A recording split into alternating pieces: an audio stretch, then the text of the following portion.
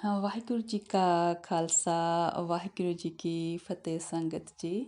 ਹਾਂਜੀ, ਆਪਾਂ ਬਾਣੀ ਦੀ ਲੜੀਵਾਰ ਜਿਹੜੀ ਵਿਚਾਰ ਕਰਦੇ ਆ ਰਹੇ ਹਾਂ ਗੁਰੂ ਗ੍ਰੰਥ ਸਾਹਿਬ ਜੀ ਦੀ। ਹਾਂਜੀ, ਅੱਗੇ ਆਪਾਂ ਲੜੀ ਨੂੰ ਵਧਾਈਏ।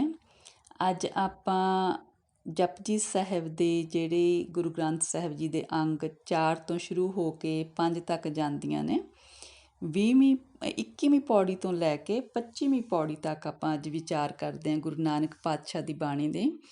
ਕਈ ਦਫਾ ਮਨ ਦੇ ਵਿੱਚ ਆਉਂਦਾ ਕਿ ਵੀ ਜੇ ਗੁਰੂ ਨਾਨਕ ਸਾਹਿਬ ਜੀ ਸਾਨੂੰ ਇਹ ਬਾਣੀ ਨਾ ਦਿੰਦੇ, ਮੂਲ ਮੰਤਰ ਨਾ ਦਿੰਦੇ, ਤਾਂ ਸਾਨੂੰ ਪਰਮਾਤਮਾ ਬਾਰੇ ਪਤਾ ਹੀ ਨਹੀਂ ਸੀ ਲੱਗਣਾ ਕਿ ਪਰਮਾਤਮਾ ਦੇ ਇਹ ਗੁਣ ਨੇ। ਮਤਲਬ ਇਹ ਪਰਮਾਤਮਾ ਦੇ ਗੁਣਾਂ ਦਾ ਅੰਤ ਨਹੀਂ, ਮਤਲਬ ਜਿੰਨੇ ਕੁ ਵੀ ਪਰਮਾਤਮਾ ਦੇ ਗੁਣ ਉਹਦੇ ਵਿੱਚ ਸਾਨੂੰ ਪਤਾ ਲੱਗਦੇ ਨੇ, ਸਾਨੂੰ ਉਹਨਾਂ ਦਾ ਪਤਾ ਹੀ ਨਹੀਂ ਸੀ ਹੋਣਾ ਵੀ ਪਰਮਾਤਮਾ ਇੱਦਾਂ ਨੇ, ਪਰਮਾਤਮਾ ਇੰਨੇ ਮਤਲਬ ਸਾਨੂੰ ਪ੍ਰੇਮ ਕਰਨ ਵਾਲੇ ਨੇ, ਪਰਮਾਤਮਾ ਸਾਨੂੰ ਇੰਨੀਆਂ ਦਾਤਾਂ ਦਿੱਤੀਆਂ ਨੇ ਵੀ ਕੁਦਰਤ ਅਤੇ ਪਰਮਾਤਮਾ ਸਾਨੂੰ ਕੁਛ ਵੀ ਨਹੀਂ ਸੀ ਪਤਾ ਲੱਗਣਾ। ਗੁਰੂ ਨਾਨਕ ਪਾਤਸ਼ਾਹ ਨੇ ਕਿੰਨੀ ਸਾਡੇ 'ਤੇ ਬਖਸ਼ਿਸ਼ ਕੀਤੀ ਹੈ ਕਿ ਸਾਨੂੰ ਪਰਮਾਤਮਾ ਬਾਰੇ ਦੱਸਿਆ। ਬਹੁਤ ਵੱਡੀ ਦੇਣ ਆ। ਵਾਹਿਗੁਰੂ ਜੀ। ਤੀਰਥ ਤਪ ਦਿਆ ਦਤ ਦਾਨ, ਜੇ ਕੋ ਪਾਵੈ ਤਿਲ ਕਾ ਮਾਨ। ਹਾਂਜੀ, ਗੁਰੂ ਨਾਨਕ ਪਾਤਸ਼ਾਹ ਕਹਿੰਦੇ ਨੇ ਵੀ ਜੇ ਕੋਈ ਤੀਰਥਾਂ 'ਤੇ ਇਸ਼ਨਾਨ ਕਰਦਾ, ਤਪ ਕਰਦਾ, ਦਿਆ ਕਰਦਾ, ਦਾਨ ਦਿੰਦਾ, ਕਹਿੰਦੇ ਇਹਦਾ ਕਿੰਨਾ ਕੁ ਫਲ ਆ। ਜੇ ਕੋ ਪਾਵੈ ਤਿਲ ਕਾ ਮਾਨ, ਬਸ ਇੰਨਾ ਤਿਲ ਜਿੰਨਾ ਕੁ ਮਾਨ ਆ, ਵੀ ਇਹਦਾ ਕੋਈ ਜ਼ਿਆਦਾ ਫਲ ਨਹੀਂ ਹੈਗਾ। ਜ਼ਿਆਦਾ ਫਲ ਕਿਸ ਚੀਜ਼ ਦਾ? ਸੁਣਿਆ, ਮੰਨਿਆ, ਮਨ ਕੀਤਾ ਭਾਉ, ਅੰਤਰਗਤ ਤੀਰਥ ਮਲ ਨਾਉ। ਕਹਿੰਦੇ ਜ਼ਿਆਦਾ ਮਤਲਬ ਫਲ ਕਿਸ ਚੀਜ਼ ਦਾ? ਜੇ ਆਪਾਂ ਸੁਣਿਆ, ਮੰਨਿਆ, ਮਨ ਕੀਤਾ ਭਾਉ, ਅੰਤਰਗਤ ਤੀਰਥ ਮਲ ਨਾਉ।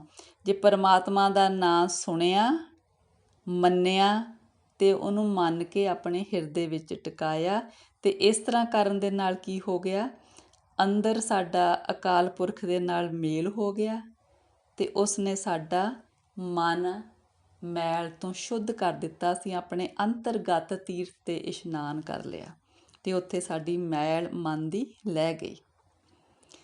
ਸਭ ਗੁਣ ਤੇਰੇ ਮੈਂ ਨਾਹੀਂ ਕੋਏ, ਵਿਣ ਗੁਣ ਕੀਤੇ ਭਗਤ ਨਾ ਹੋਏ।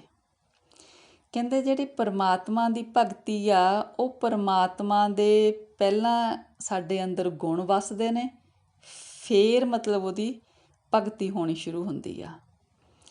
ਔਰ ਜਿਹੜੀ ਇਹ ਭਗਤੀ ਲਈ ਜਿਹੜੇ ਗੁਣ ਨੇ, ਇਹ ਸਾਰੇ ਪਰਮਾਤਮਾ ਨੇ ਸਾਨੂੰ ਦੇਣੇ ਨੇ। ਸਭ ਗੁਣ ਤੇਰੇ ਮੈਂ ਨਾਹੀਂ ਕੋਏ, ਕਹਿੰਦੇ ਮੇਰਾ ਜਿਹੜਾ ਆਪਦਾ ਕੋਈ ਵੀ ਗੁਣ ਨਹੀਂ, ਸਾਰੇ ਪਰਮਾਤਮਾ ਦੇ ਦਿੱਤੇ ਹੋਏ ਗੁਣ ਮੇਰੇ 'ਚ ਆਉਣੇ ਨੇ। ਫਿਰ ਕੀ ਹੋਣਾ? ਵਿਣ ਗੁਣ ਕੀਤੇ ਭਗਤ ਨਾ ਹੋਏ। ਜਦੋਂ ਉਹ ਗੁਣ ਆ ਗਏ ਅੰਦਰ, ਫਿਰ ਭਗਤੀ ਦੀ ਦਾਤ ਮਿਲ ਜਾਣੀ ਆ।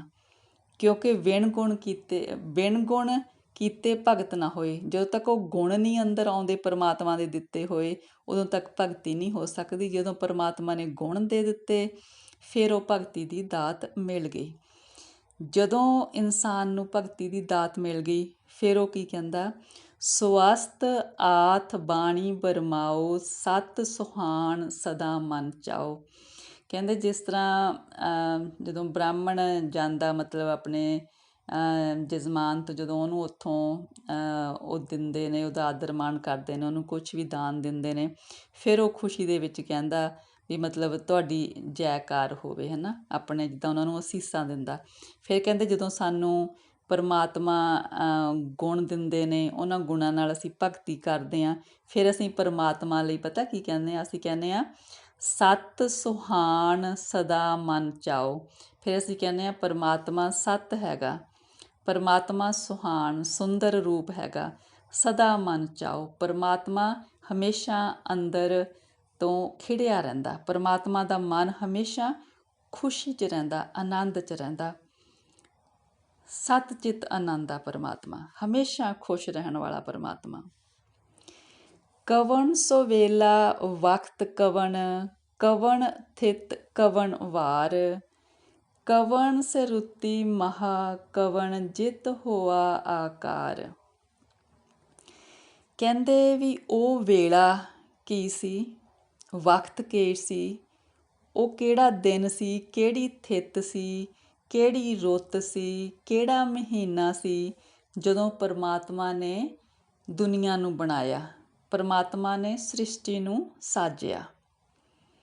ਵੇਲ ਨਾ ਪਾਈਆ ਪੰਡਤੀ ਜੇ ਹੋਵੇ ਲੇਖ ਪੁਰਾਣ, ਵਕਤ ਨਾ ਪਾਇਓ ਕਾਦੀਆਂ ਜੇ ਲਿਖਣ ਲੇਖ ਕੁਰਾਨ।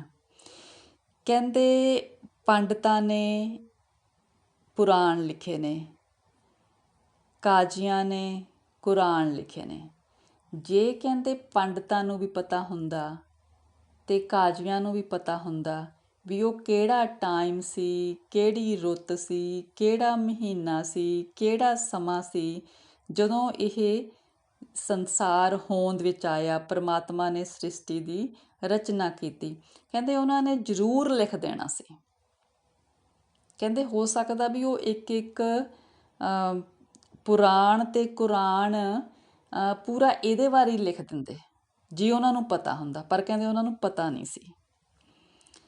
ਥਿਤ ਵਾਰ ਨਾ ਜੋਗੀ ਜਾਣੇ ਰੁੱਤ ਮਹਾ ਨਾ ਕੋਈ, ਕਿਸੇ ਜੋਗੀ ਨੂੰ ਪਤਾ ਨਹੀਂ ਲੱਗ ਸਕਿਆ, ਜੋ ਜੋਗੀ ਹੋਰ ਜਾਂ ਰਿਸ਼ੀ ਹੋਰ ਮਤਲਬ ਗੱਲਾਂ ਬਾਰੇ ਭਵਿੱਖਬਾਣੀਆਂ ਕਰਦੇ ਸੀ ਜਾਂ ਲਿਖਦੇ ਸੀ, ਕੁਛ ਵੀ ਜਿੱਦਾਂ ਉਹਨਾਂ ਨੇ ਆਪਣੇ ਰਚਨਾਵਾਂ ਰਚੀਆਂ, ਕਿਸੇ ਨੂੰ ਕੁਛ ਨਹੀਂ ਪਤਾ ਲੱਗ ਸਕਿਆ ਵੀ ਸ੍ਰਿਸ਼ਟੀ ਦੀ ਜਿਹੜੀ ਰਚਨਾ ਸੀ ਉਹ ਕਿਹੜੀ ਰੁੱਤ ਵਿੱਚ ਹੋਈ, ਕਿਹੜੇ ਮਹੀਨੇ ਵਿੱਚ ਹੋਈ, ਕਿਸੇ ਨੂੰ ਨਹੀਂ ਪਤਾ। ਜਾ ਕਰਤਾ ਸ੍ਰਿਸ਼ਟੀ ਕੋ ਸਾਜੇ ਆਪੇ ਜਾਣੈ ਸੋਈ। ਕਹਿੰਦੇ ਜਿਹਨੇ ਸ੍ਰਿਸ਼ਟੀ ਰਚੀ ਆ ਸਿਰਫ ਉਹੀ ਜਾਣਦਾ ਵੀ ਕਦੋਂ ਸ੍ਰਿਸ਼ਟੀ ਨੂੰ ਉਹਨੇ ਸਾਜਿਆ। ਕਿਵ ਕਰ ਆਖਾ ਕਿਵ ਸਾਲਾਹੀ ਕਿਉ ਵਰਨੀ ਕਿਵ ਜਾਣਾ। ਕਹਿੰਦੇ ਉਸ ਪਰਮਾਤਮਾ ਦਾ ਕਿਸ ਤਰ੍ਹਾਂ ਕਹਿੰਦੇ ਉਹਨੂੰ ਆਪਾਂ ਉਹਦੀ ਸਿਫਤ ਸਲਾਹ ਕਰ ਸਕੀਏ, ਉਹਦੇ ਬਾਰੇ ਅਸੀਂ ਕੀ ਕਹਿ ਸਕੀਏ, ਕੀ ਵਰਣਨ ਕਰ ਸਕੀਏ, ਸਾਨੂੰ ਕਹਿੰਦੇ ਵੀ ਕੁਛ ਵੀ ਨਹੀਂ ਪਤਾ ਵੀ ਪਰਮਾਤਮਾ ਨੇ ਇਹ ਸਾਰਾ ਕੁਛ ਕੁਦਰਤ ਦੀ ਰਚਨਾ ਕਿਵੇਂ ਕੀਤੀ, ਕਦੋਂ ਕੀਤੀ, ਇਹ ਸਾਨੂੰ ਪਰਮਾਤਮਾ ਦੀ ਇਹਨਾਂ ਭੇਦਾਂ ਦਾ ਕੁਛ ਵੀ ਨਹੀਂ ਪਤਾ ਹੈਗਾ। ਨਾਨਕ ਆਖਣ ਸਭ ਕੋ ਆਖੈ ਇੱਕ ਦੂ ਇੱਕ ਸਿਆਣਾ।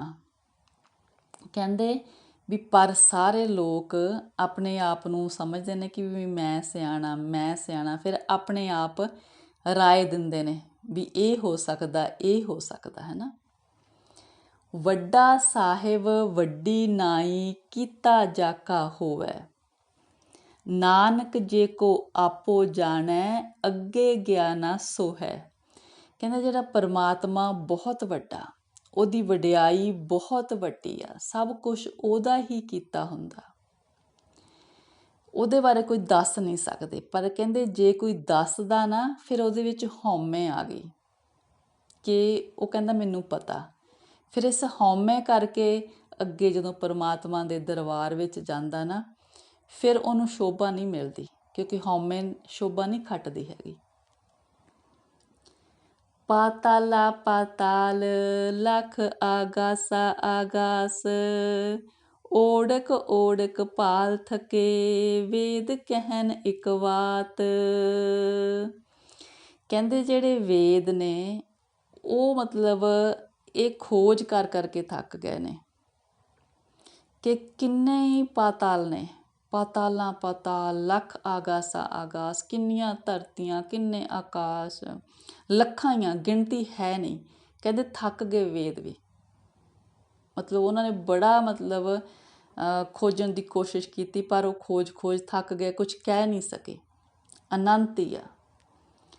ਸਹਸ 18 ਕਹਿਨ ਕਤੇਬਾ ਅਸਲ ਇੱਕ ਤਾਤ, ਲੇਖਾ ਹੋਏ ਤਾਂ ਲਿਖੀਐ ਲੇਖੈ ਹੋਏ ਵਿਨਾਸ਼, ਨਾਨਕ ਵੱਡਾ ਆਖੀਐ ਆਪੇ ਜਾਣੈ ਆਪ। ਕਹਿੰਦੇ ਜਿਹੜੇ 4 ਕਤੇਬ ਨੇ,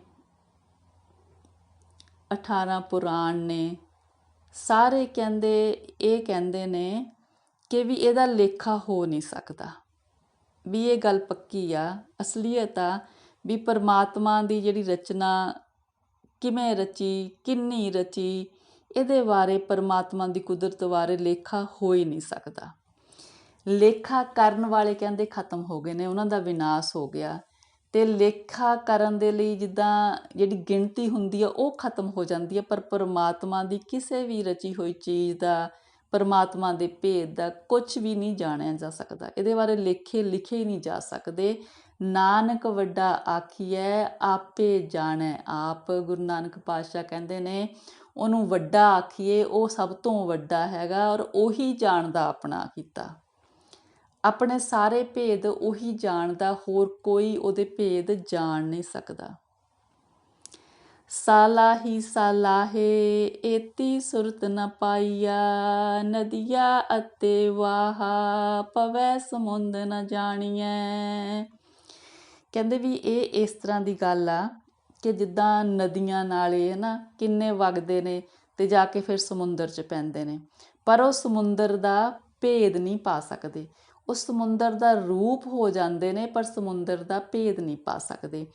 ਇਸ ਤਰ੍ਹਾਂ ਹੀ ਕਹਿੰਦੇ ਜਿਹੜੇ ਪਰਮਾਤਮਾ ਦੀ ਸਿਫਤ ਸਲਾਹ ਕਰਦੇ ਨੇ, ਉਹਦੀ ਕੀਰਤੀ ਗਾਉਂਦੇ ਨੇ, ਕਹਿੰਦੇ ਉਹ ਉਹਦੇ ਵਿੱਚ ਮਿਲ ਜਾਂਦੇ ਨੇ, ਜਿਵੇਂ ਨਦੀਆਂ ਨਾਲੇ ਸਮੁੰਦਰ 'ਚ ਜਾ ਕੇ ਮਿਲ ਜਾਂਦੇ ਨੇ।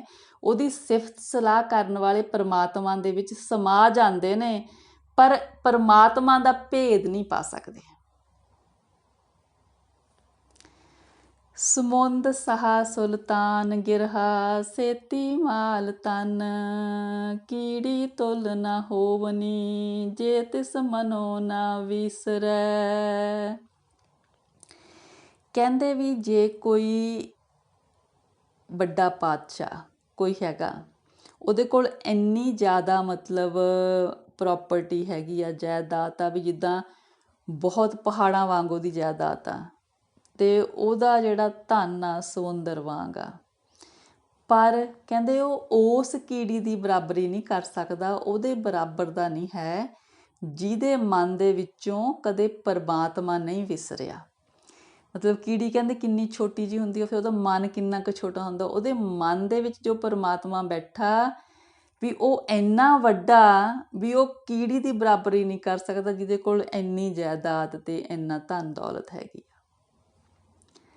ਅੰਤ ਨਾ ਸਿਫਤੀ ਕਹਿਣ ਨਾ ਅੰਤ, ਅੰਤ ਨਾ ਕਰਨਾ ਦੇਣ ਨਾ ਅੰਤ।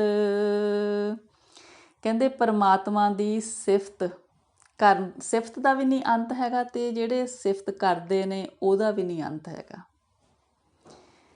ਅੰਤ ਨਾ ਕਰਨਾ ਦੇਣ ਨਾ ਅੰਤ। ਕਹਿੰਦੇ ਪਰਮਾਤਮਾ ਦੇ ਜਿਹੜੀ ਕਰਨੀ ਆ ਉਹਦਾ ਵੀ ਕੋਈ ਅੰਤ ਨਹੀਂ ਗਾ, ਜਿਹੜਾ ਉਹ ਸਾਨੂੰ ਦਿੰਦਾ ਉਹਦਾ ਵੀ ਨਹੀਂ ਕੋਈ ਅੰਤ ਉਹਦੇ ਦੇਣ ਦਾ। ਅੰਤ ਨਾ ਵੇਖਣ ਸੁਣਨ ਨਾ ਅੰਤ। ਕਹਿੰਦੇ ਪਰਮਾਤਮਾ ਦੇ ਵੇਖਣ ਦਾ ਵੀ ਅੰਤ ਨਹੀਂ ਗਾ, ਪਰਮਾਤਮਾ ਦੇ ਸੁਣਨ ਦਾ ਵੀ ਅੰਤ ਨਹੀਂ ਗਾ। ਅੰਤ ਨਾ ਜਾਪੇ ਕਿਆ ਮਨ ਮੰਤ। ਕਹਿੰਦੇ ਪਰਮਾਤਮਾ ਦੇ ਮਨ ਦੇ ਵਿੱਚ ਕੀ ਵਿਚਾਰ ਨੇ, ਕੀ ਚੱਲ ਰਿਹਾ, ਉਹਨੇ ਕੀ ਕਰਨਾ, ਇਹਦੇ ਬਾਰੇ ਕਿਸੇ ਨੂੰ ਕੁਛ ਨਹੀਂ ਪਤਾ ਹੈਗਾ, ਪਰਮਾਤਮਾ ਹੀ ਜਾਣਦਾ। ਅੰਤ ਨਾ ਜਾਪੈ ਕੀਤਾ ਆਕਾਰ, ਅੰਤ ਨਾ ਜਾਪੈ ਪਾਰਾਵਾਰ।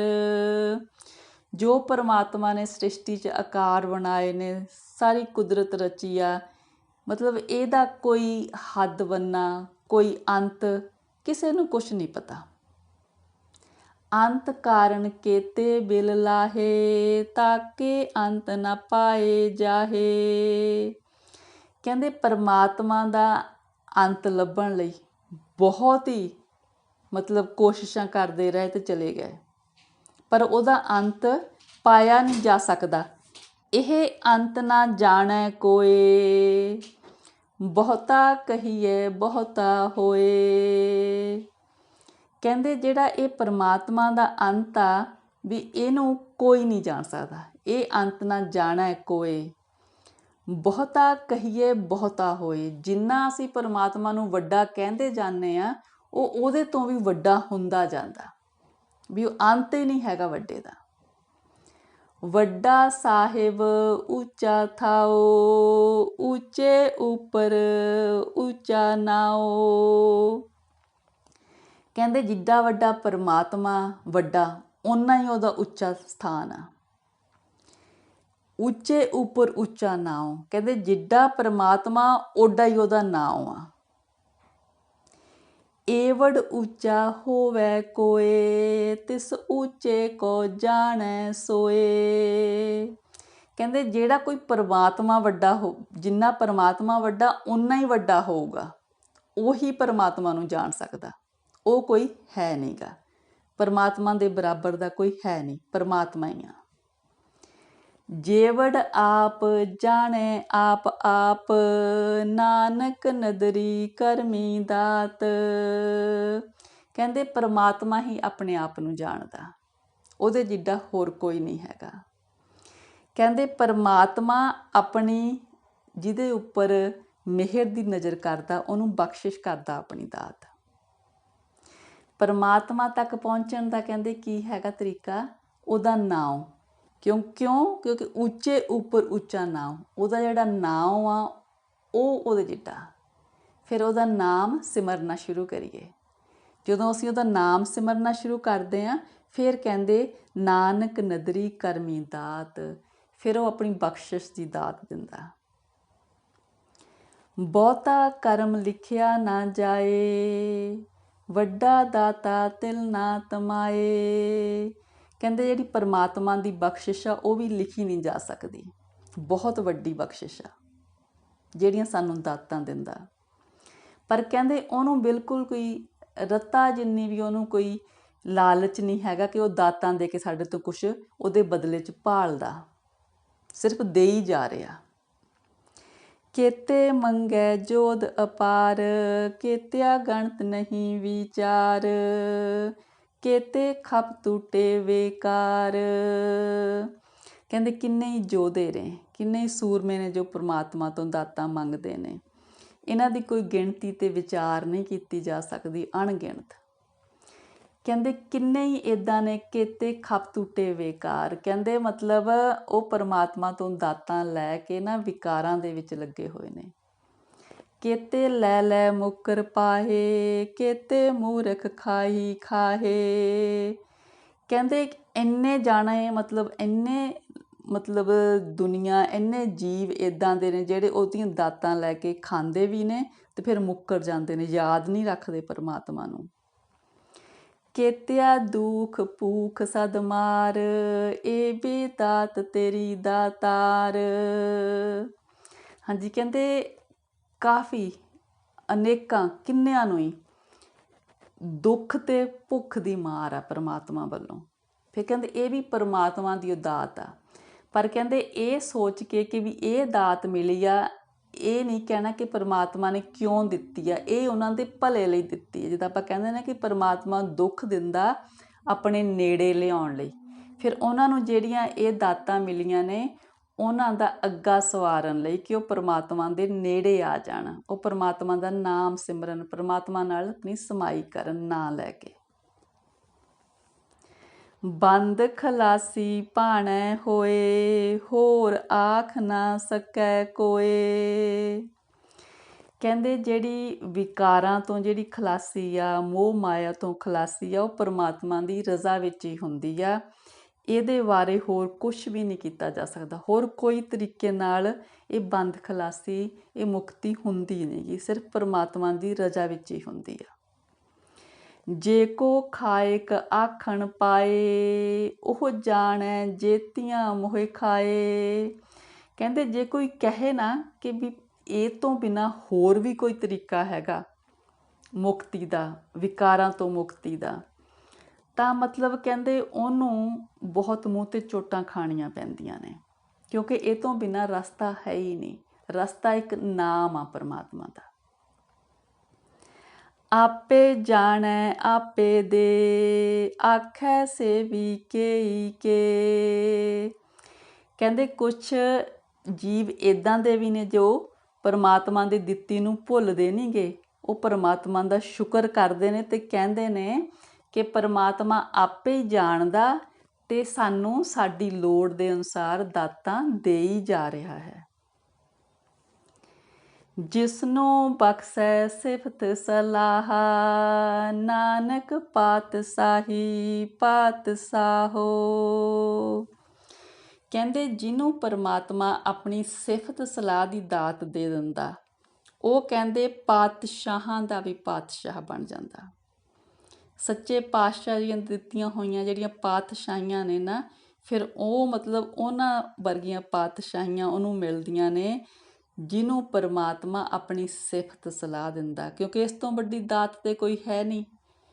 ਜਿਹਨੂੰ ਪਰਮਾਤਮਾ ਦੀ ਸਿਫਤ ਸਲਾਹ ਮਿਲ ਗਈ, ਉਹ ਤੇ ਫਿਰ ਪਾਤਸ਼ਾਹਾਂ ਦਾ ਪਾਤਸ਼ਾਹ ਹੋ ਗਿਆ ਨਾ, ਦੁਨੀਆ ਦਾ ਬਾਦਸ਼ਾਹ ਹੋ ਗਿਆ। ਜਦੋਂ ਉਹਨੇ ਪਰਮਾਤਮਾ ਦੀ ਸਿਫਤ ਸਲਾਹ ਕਰ ਲਈ, ਫਿਰ ਪਰਮਾਤਮਾ 'ਚ ਉਹਦੀ ਸਮਾਈ ਹੋ ਗਈ, ਤਾਂ ਇਸ ਤੋਂ ਪਿੱਛੇ ਤਾਂ ਕੁਛ ਰਹਿ ਹੀ ਨਹੀਂ ਗਿਆ। ਬਹੁਤ ਵੱਡੀ ਦਾਤ ਆ ਪਰਮਾਤਮਾ ਦੀ।